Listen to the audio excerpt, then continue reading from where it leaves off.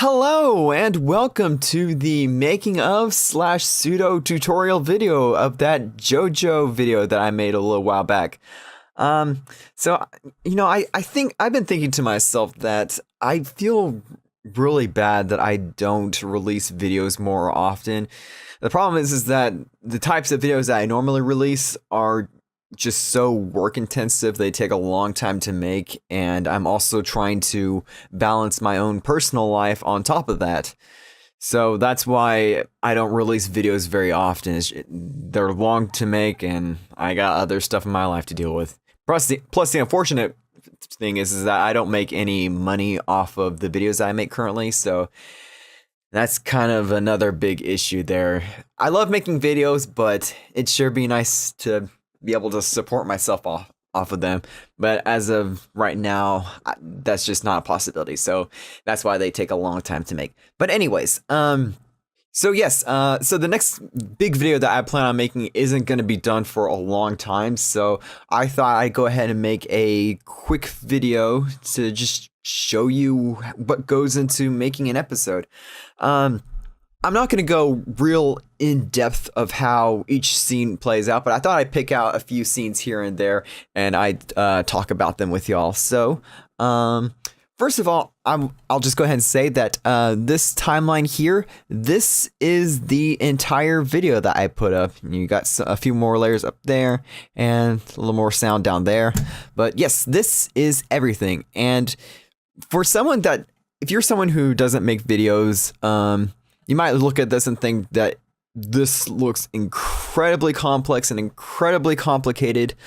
I would say that really it's more about how much time you're willing to put into making a video. I don't necessarily consider the techniques that I use to be that complex or complicated.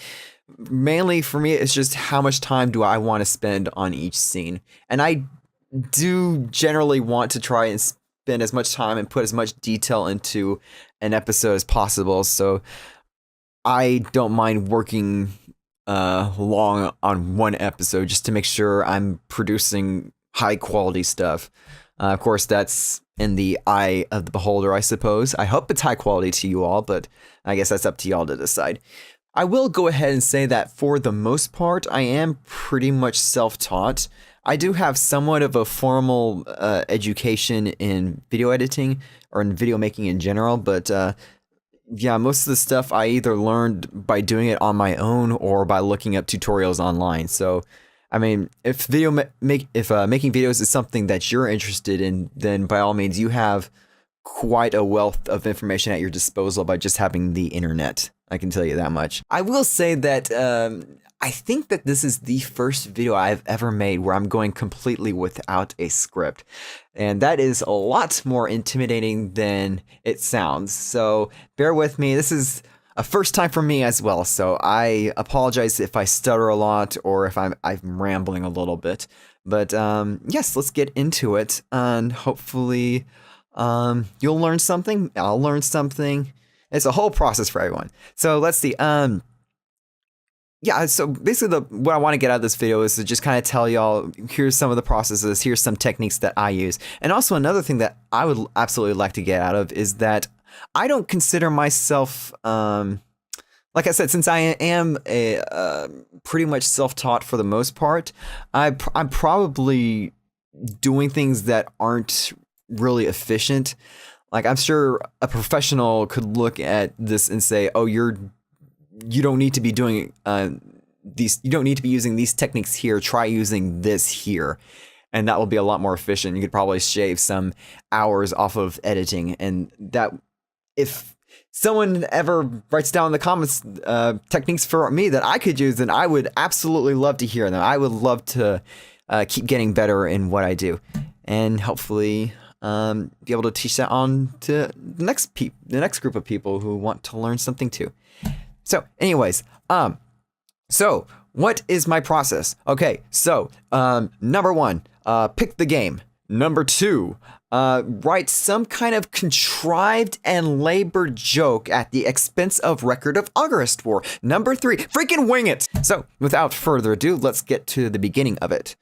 So, let's see. Here is the intro that I made, and I will say I had quite a lot of positive feedback to this, and that kind of shocked me because I thought people would just kind of look at this intro and probably click off immediately. I'm sure that happened a few times, but from some of the comments I got below, I was shocked to see how many people actually kind of enjoyed it, and that was quite a relief for me to hear. Now you'll see that this is the only layer. There's no layers or anything here. That's because the intro itself was made in another file. So let's go ahead and open up that file and see what we can find. Okay, so now this is the actual file that the intro was made on, and you'll notice that there are quite a few layers now as well.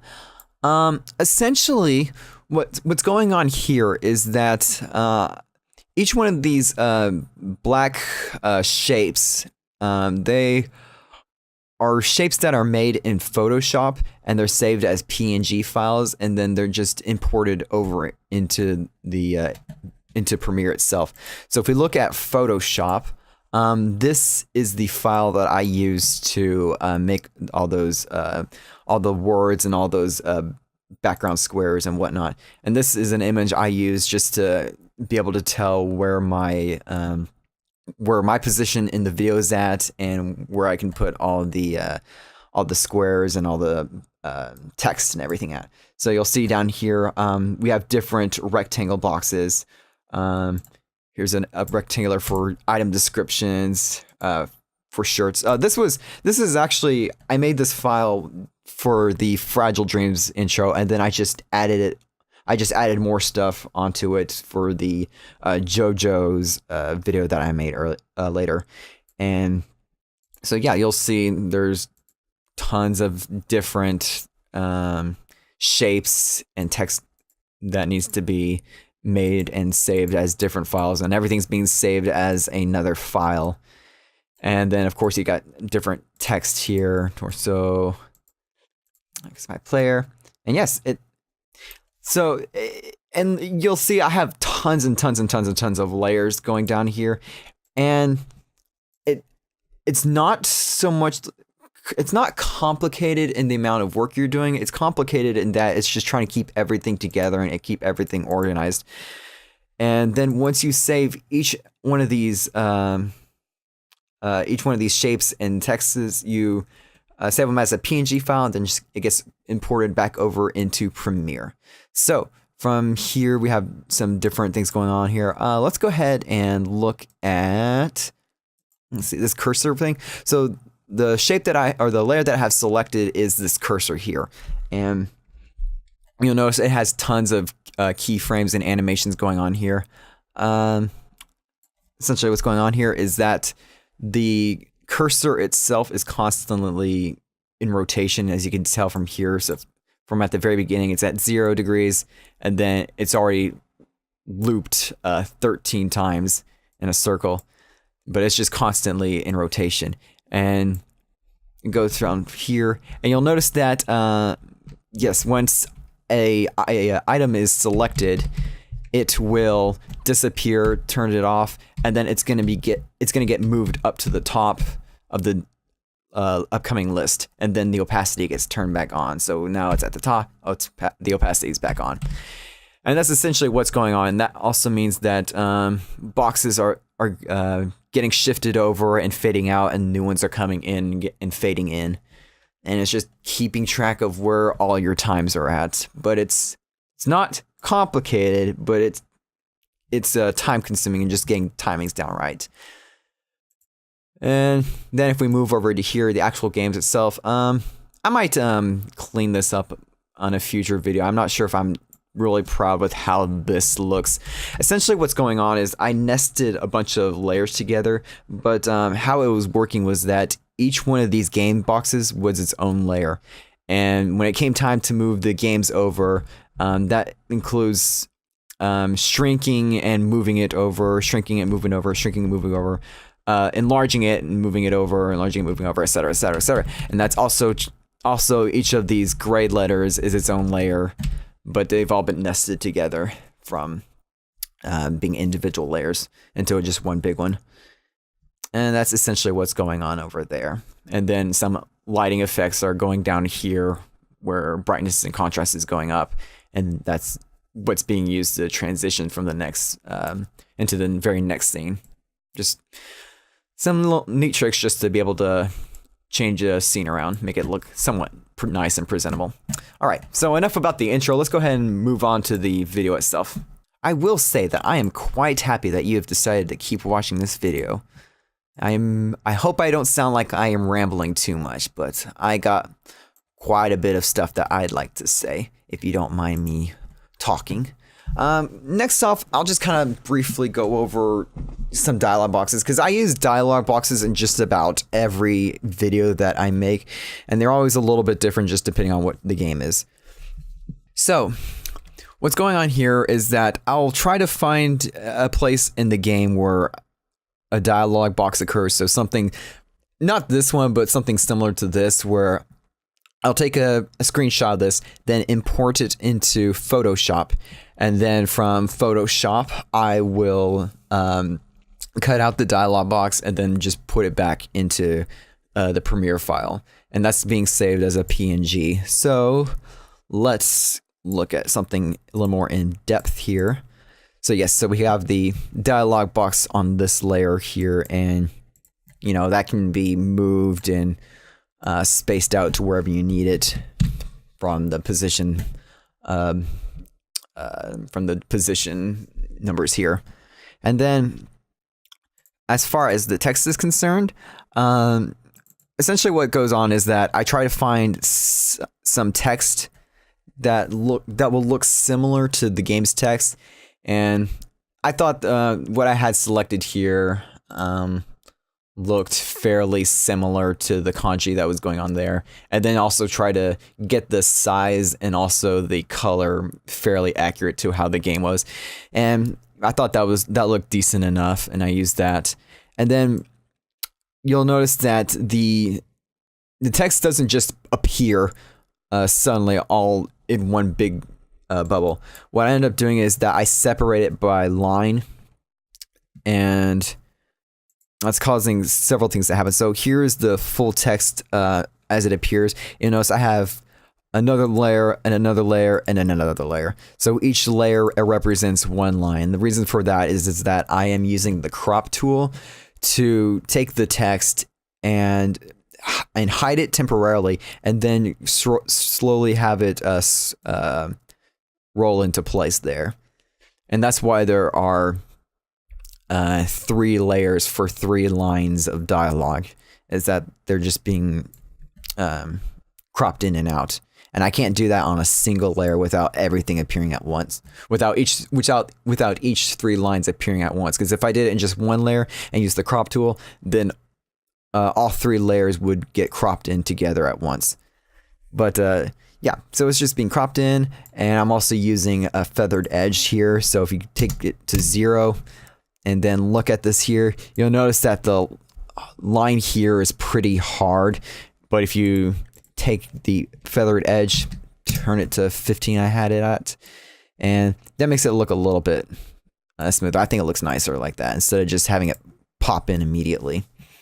All right, so let's move on from dialogue boxes, because that is incredibly boring. Okay, so the next thing I wanted to talk about was this scene here. And I want to say that for my process, I will have already had a lot of the gameplay recorded, and then I start to write the script. And when I'm writing the script, I'll think, okay, I got a joke that'll go right here. And I'll do the voiceover, and when I start to edit the voiceover over the gameplay footage that I record, I may notice that there is a little bit of a problem, and that the pacing for the joke does not match the pacing of the gameplay. So let me find this exact scene in my videos. So just a moment. It is in this one here. Okay, so it's right around this area. Okay, so this is the area where the girls show up. This is the raw gameplay. This hasn't been edited at all. The girls show up, they say a little speech, they start to walk a little bit, they disappear, and then boom, this goes right into the very first battle of the game. Now, if you'll go over here, you'll notice that Jotaro and the girls are talking, and they're walking and walking and walking and walking. That scene is a lot longer than the actual scene where they are walking to the battle. So that was significantly shorter than what I had here. So, in order to make sure that the timing of my joke works right, what I have to do is find the scene where the girls walk in. So a scene something similar to this. Take a screenshot of this, take them into Photoshop, cut out each of the girls, and then place them back into a scene with Jotaro just walking. And I also had to re-record a scene where Jotaro was just walking in a straight line from left to right without making any turns or doing any stops, just constantly walking from left to right. And you'll notice that here in this scene where I put the girls back in, let's see if I can find them. Yes, so in this layer here, yeah, they're obviously not actually there. And if you look pretty close, you can actually tell that they are not there to those with keen eyes. But yes, those girls are not actually supposed to be there, and Jotaro is just walking along the street by himself doing nothing, just walking. But it's stuff like that where you have to be able to figure out a solution to a problem, such as getting the timing right on a scene, or else it just wouldn't work. And then from here, okay, I just wanted to briefly mention that I loved this Berserk joke that I came up with because it was one of the most petty things I could possibly think of.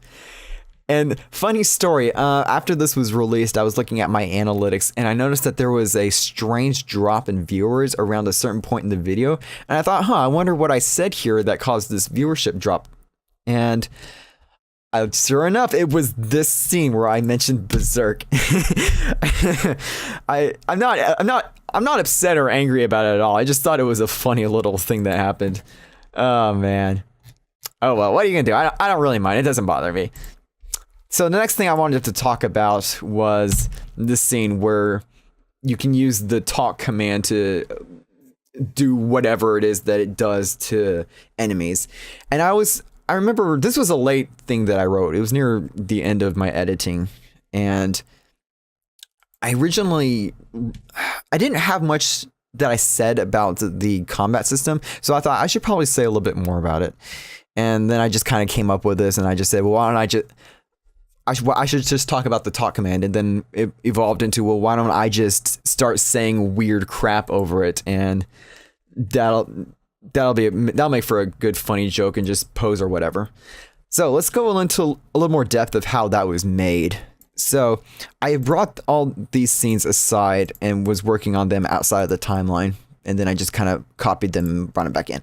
So we got all those scenes here, and let's go into a couple of them. So let's look at this one with the gambling background with all the card faces on them. If we go into my Photoshop here, and first of all, I made a PNG file for each of the cards suits, and then saved them all individually, and then placed them into another Photoshop. And here we have the background for this scene right here. This is the background that was used.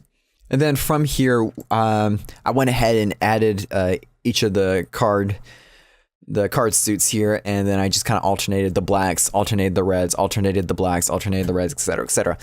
And then from there, I made a diamond pattern and just colored that black to make it contrast with the other colors here.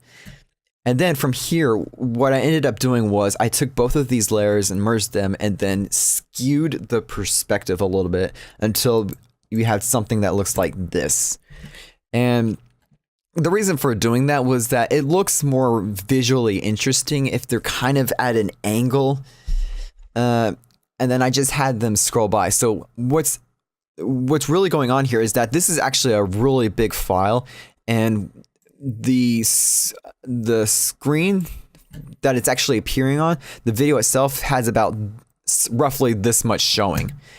And what ends up going on is that I just end up scrolling this layer around on the movement on the video itself. So what you got going on here is, yeah, this one here, this layer is just being scrolled from side to side. And that's how that scene works out. And then I'll go from this layer. And that's not a too complicated layer, or not, that's not a too complicated scene, nor is this one. This one here with the dance floor, that's a little more complex. Let's see. Let's go ahead and turn layers off. And the first layer is just this scene from the game, and I upped the brightness and contrast on it and had it panning from left to right. And then after that, I went ahead and added some stars to the picture. And as far as the stars are concerned, what's going on is this is a fill pattern that was made in Photoshop.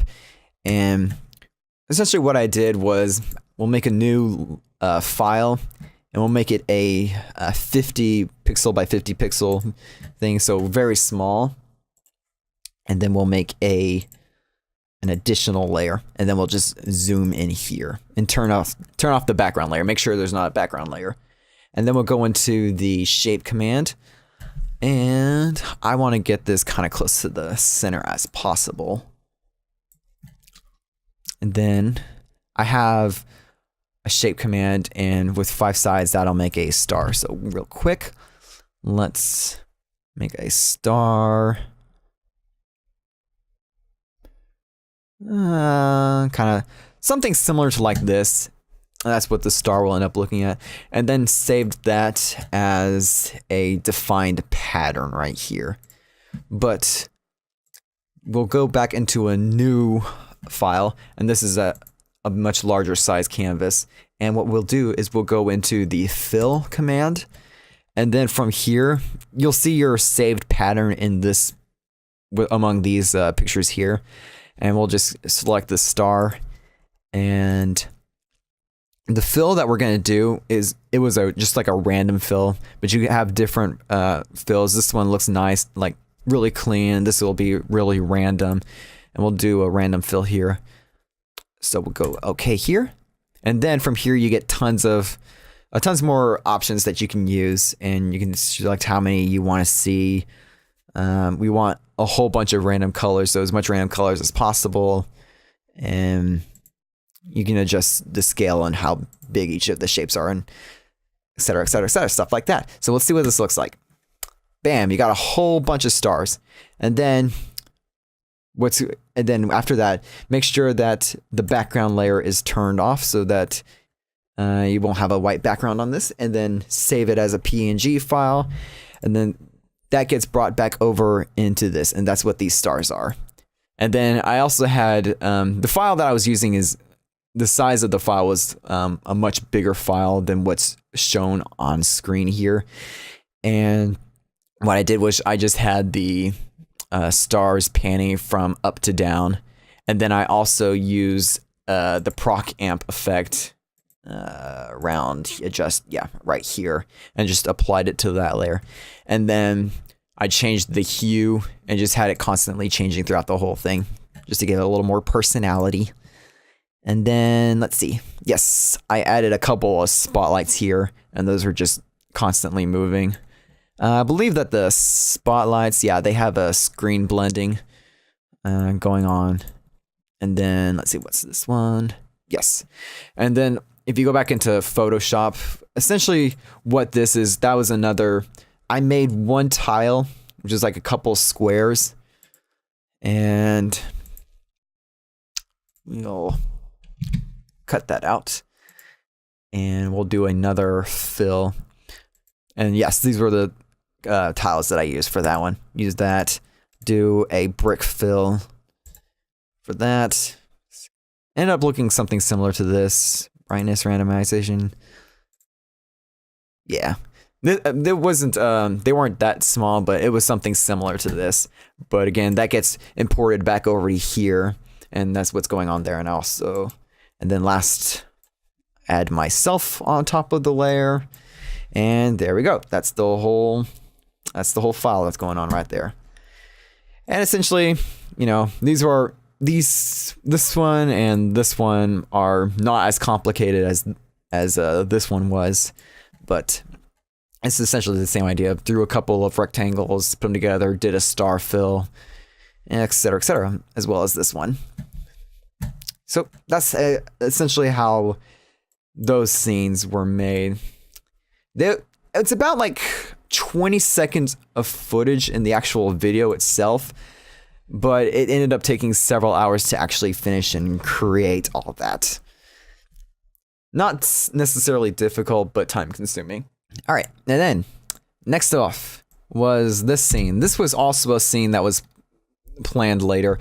Originally, the scene was a little bit different, and originally what I had wrote, I didn't really like it. I didn't think the joke that I written for this scene matched the comedy that I normally make.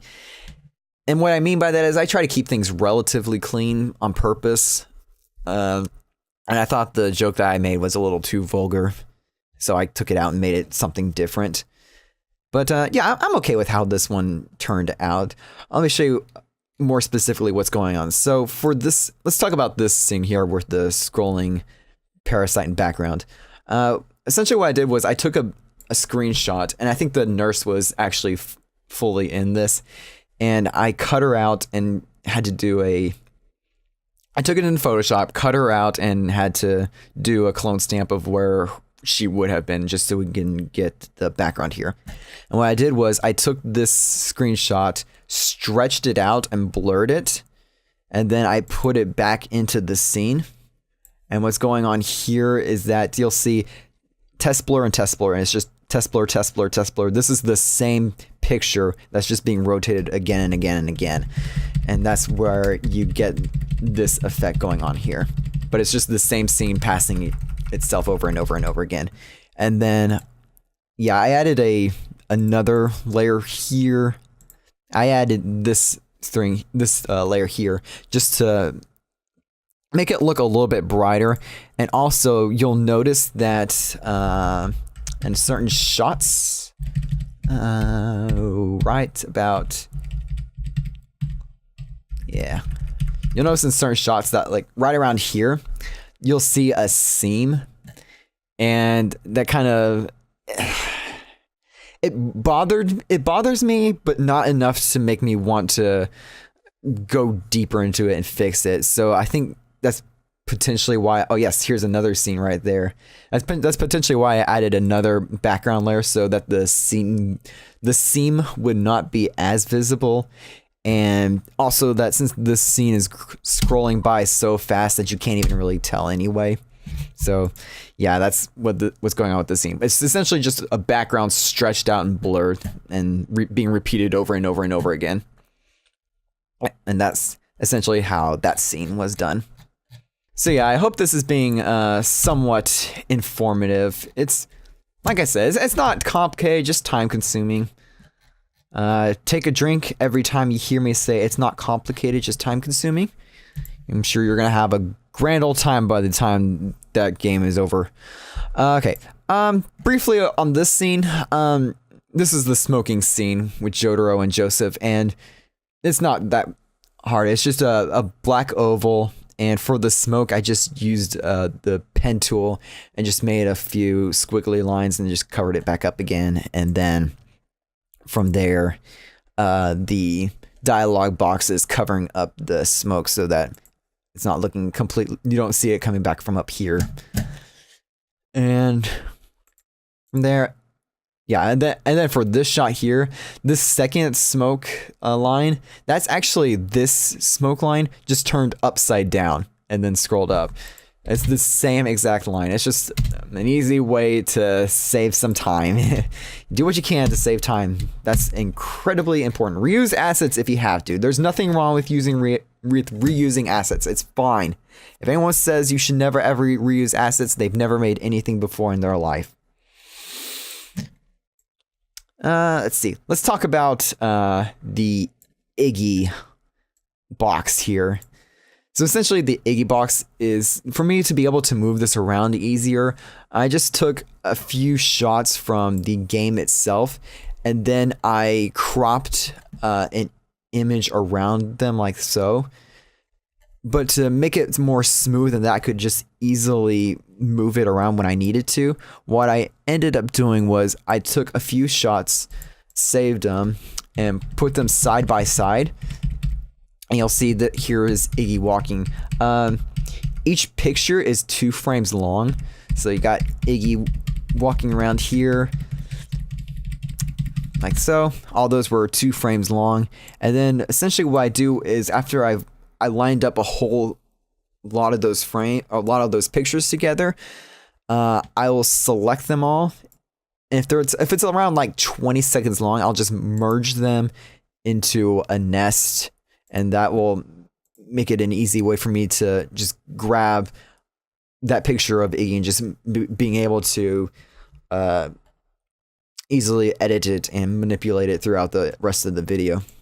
But essentially, it's just taking a long sequence of Iggy and probably never using that full sequence, but just enough so I can easily manipulate it. And there you have it. You can just put Iggy wherever he needs to be, and it works out amazing like that. And you finally get to see him at his resting point where he belongs, right there, right in front of Furia, getting right up in her face and letting her smell it all. Because she deserves it. All right, next up. All right. Let's talk about urine. So urine, in this scene here, this ended up being a little bit more complicated than what I thought it'd be. So let's look at the actual shot from the video game itself. Let's take off all these layers here. All right, this is an actual screenshot from the game itself. This hasn't been doctored in any way. But yes, so Jotaro and Joseph are not there at all. I just had to cut them out and put them there. And first off, let's put them back in there.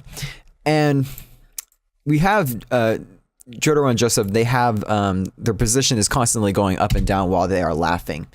And then of course, you'll notice that they're sticking out of frame because of that.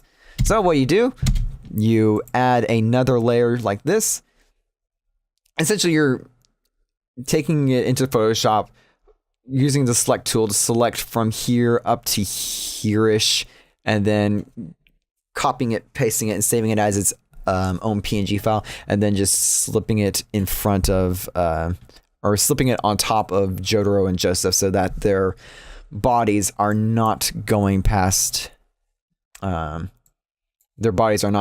this line here, and they're not sticking out and looking kind of awkward. But yes, that's all what this layer is just to cover up Jotaro and Joseph and be on top of them. And then when they actually start to talk, or when they actually start to laugh, they're not going past that dark blue bar there. Now then, let's get to the important part, the actual urine. So, this ended up being a little more complicated than what I was thinking it would be. Essentially what's going on here was that I made a yellow ring inside of Photoshop, and I put it into the Premiere timeline. So let's go and find an example of that. Not that one, this one here. Okay, we'll extend it a little more. Take this, scale it down. All right. And then, yes, so here is our makeshift urine ring. And also the thing about this ring is that it's yellow, and I also use the smudge tool to smudge some lines into it and give the urine some texture. Yes, urine texture. Fantastic. Just what I want to be talking about. So what was going through my mind was like, okay, how am I going to make this work? I'll just do this, and I will rotate it, and I will go into the effects, and we will put transform and crop it. And I'm going to crop it from the right so that when Jotaro or Joseph or whoever is like right around here, the urine comes to right here and then it stops. But the thing is constantly moving, so this will work. This will work just how I think it'll work. It's gonna work perfect. Oh no. No, that's not gonna work at all because it needs to stop right around here. It can't, what? No, that's not gonna work. Okay, so I was like, this is a problem. This isn't gonna work. And then I realized, oh, there's actually a very simple solution that I can do to make this work. So what we'll do is we'll cut everything out. What we'll do instead is that we're going to have the circle start rotating immediately. So we already made the first keyframe for that, and then come over here and increase the keyframe about right here. And yes, it is rotating now. Rotating like it should be. So after that, then right click it and we'll make it into a nest.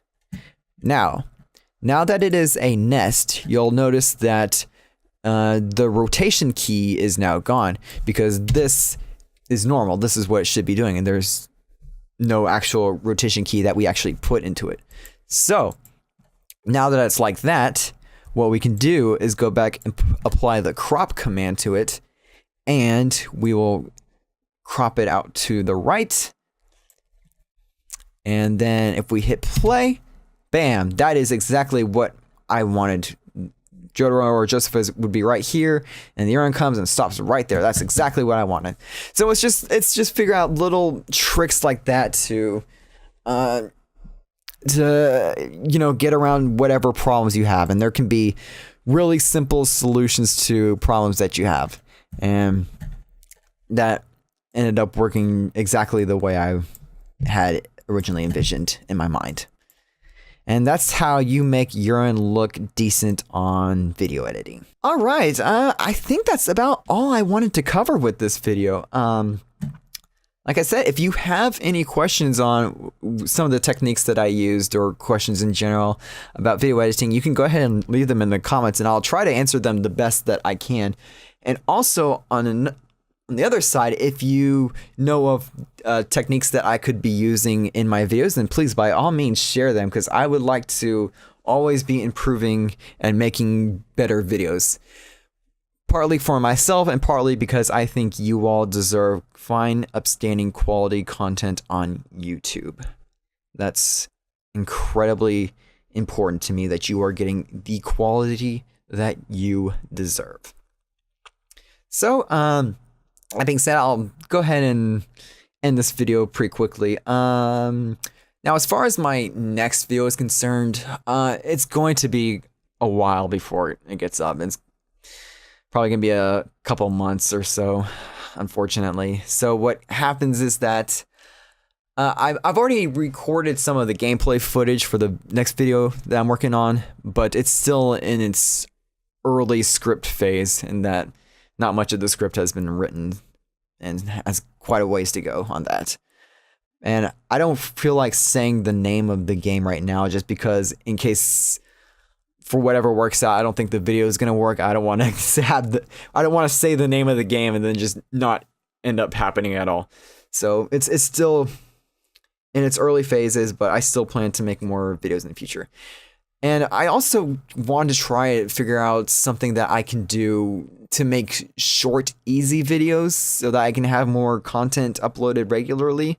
So if y'all got any ideas for that, or if you want to see more making of videos for ones that I've made before this, then shoot, by all means, let me know. I'll think about doing that. All right, then. I will go ahead and send you all on your way. Y'all have a good day now, all right? Bye-bye.